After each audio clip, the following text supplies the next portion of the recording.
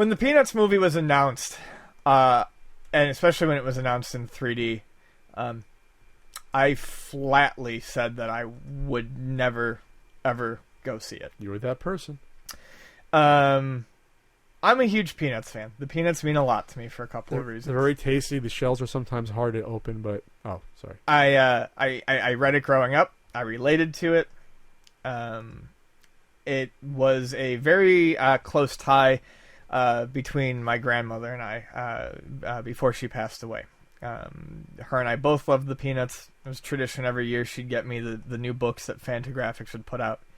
When she passed away, I haven't been able to read Peanuts since.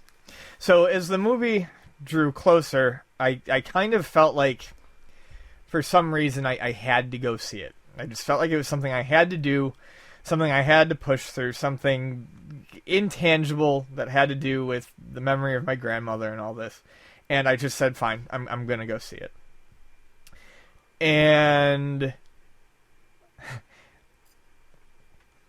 they did it. They made a really good Peanuts movie. And it made me very happy. I was so worried that they were going to fuck with the characters too much or try to modernize it too much. The moment that I saw that it was going to be in 3D, I was like, fuck, they're going to have smartphones, and shit like that. They didn't have smartphones? No. The telephone in the Brown household is a rotary telephone. So this still takes place sometime 50 years ago, basically. It's modern, but you don't see computers. I mean, it never feels out of date, but you don't see computers. Yeah, you don't see cell phones.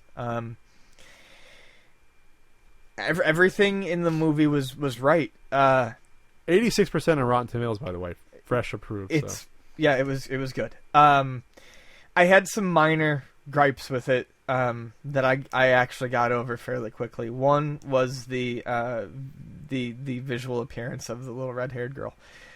She was in a couple of the animated specials, but she was never shown in the comic.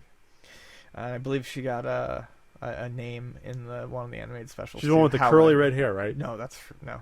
That's not someone else? No, that's Frida. So anyway, that's Frida. So that bothered you, okay? So it kind of bothered me because it was shown in the specials. It was shown in a later special.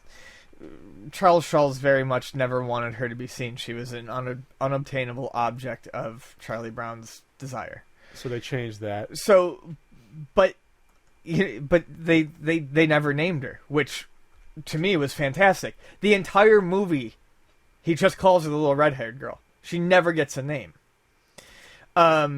which is great. Little things that only really big fans would notice were in it. He obtains her pencil, which he does in one of the Peanuts arcs, and there's teeth marks on it, which is a very little thing to most people, but to me it meant a lot. So there's little callbacks to the comic strip all over the place. Well, this was done by his grandkids, right? His son and his grandson. So they're some viewers. I don't know. All the characters were spot on. Marcy got a more prominent, more speaking. She was slightly I don't know how to put it, but she was the only one who was altered a little bit, but not in a bad way. It made the character better for me. Bill Melendez, who is dead, was the voice of Snoopy in Woodstock because they went back and they got all of his archival audio and they just used it. They put together Snoopy's entire audio. Well, I'm sure there's tons of it they could use. Though. Using but the fact that they did that instead of getting someone else, that meant the world. Yeah. And the Red Baron scenes were fantastic. So to talk about the movie a little bit, it's done. There's an overarching storyline, but it's done through a series of almost vignettes where it's like mini comic arcs that lead into a bigger one. So there's one about a book report. There's one about a school dance. Like 10, 15 minute chunks. Right, and they don't necessarily chunk them out, but you can tell kind of where one thing is starting and another thing is almost ending. like a week of comic strips. Yeah, here. exactly. It felt like you were watching the comic strips, which is the way it was the way you adapt it. Yeah, and it starts in winter and ends at the end of the school year, so you get all of the spots you would normally get. You get baseball. You get the ice skating. You get a little bit of the baseball. Football. You get the kite. Kite. Football actually is it's a segment right after the midpoint of the credits. Okay. By the way, he does not kick the football. If he kicked the football, it would have ruined the entire fucking movie for me. Yeah, you're not supposed to kick the football. There's a spot in the movie where spoilers, by the way. There are spoilers here. There's a spot in the movie where he gets Charlie Brown gets credited with getting the high score on a test, and he ends up finding out that it's not his after he's gotten hugely popular and Sally's selling Charlie Brown merchandise. That's and really funny. He's huge all over the school. But there's a point where I thought they were going to break his character, and they don't. And it just so much care and attention was taken to it. The only problem I have with it that I will probably never get over, and this is what's weird because I did enjoy the movie so much, is that Charles Schultz specifically said that nothing was to ever be done with his characters after he passed away. I understand that, but and I can't. I guess because his work means so much to me on a handful of levels, I just find that very disrespectful. Yeah. Why has his son said anything? Why they did that? They did that the animated one which came out. Was it last year? What was the animated special? The new one that came out last year? I actually don't recall. The spring one. I probably wouldn't have paid attention. They brought back what? Sherman and people were losing their shit. At least I went to the panel. Sherman. People were crying watching they had a small little clip. People were actually crying around me at Comic-Con a few years ago. I cried through the entire movie. I'm not kidding. So aren't you glad it exists though? I don't know. Okay, let's put it this way. These characters are iconic. You can still entertain a whole new generation. I think that even though he said he doesn't want it to exist anymore, anything new, I think this is great because you have the family carrying it on. It's not like this is some sellout thing. And by the way, it's made a lot of money. It's made $44 million over the weekend. They're going to make another one. That's another thing I have an issue. I'm worried about. This movie was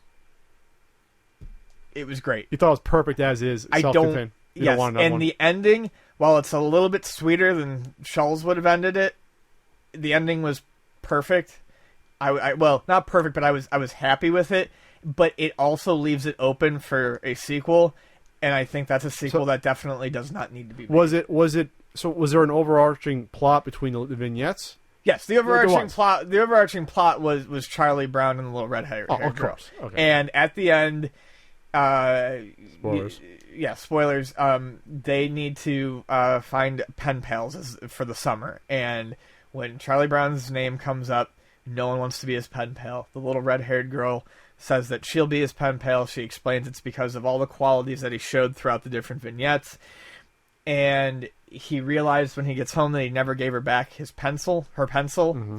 So there's a whole scene at the end where he's running through a fair and he gets caught up in a fucking kite, and he goes and he gives the pencil back to her, and as she's getting on the bus for summer camp, because he wanted to give it back to her before she left, and she says, "I'll write you soon, pen pal." Oh, that's sweet. It is. It's very sweet. Because there is a similar scene that plays out in the comics that does not end that way. He misses her in the comic. In this, he doesn't miss her. So you can't have everyone going home sad. No, you can't, and that's and that's kind of the thing. There is definitely some darkness to the movie. If they had sweetened it up entirely, I would not have liked it. But obviously, they had to take the edge down a little bit. It's 2015. You cannot have a movie that is G-rated and aimed at kids and adults, admittedly, that is full of just Charlie Brown getting shit on for an hour and a half. You don't want to wonder when this kid's going to kill himself. So I have no problem with that.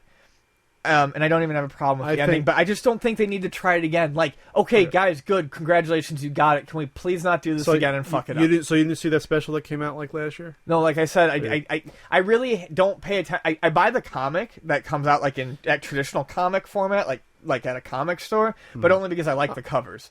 I don't actually read it. This is the first time I've ever allowed myself to experience something that is Peanuts that was not under the direction of Charles Schulz. But you're happy and glad it exists. It's probably better than half the animated films they did way back in the 70s. I'm happy it turned... Let me put it this way. I'm very happy it turned out good. I enjoyed it.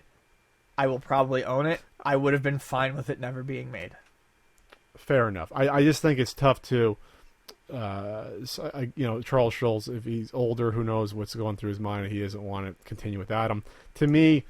That's not... It's his right. It's a little bit egocentric to say someone can't do it without me, because obviously they can.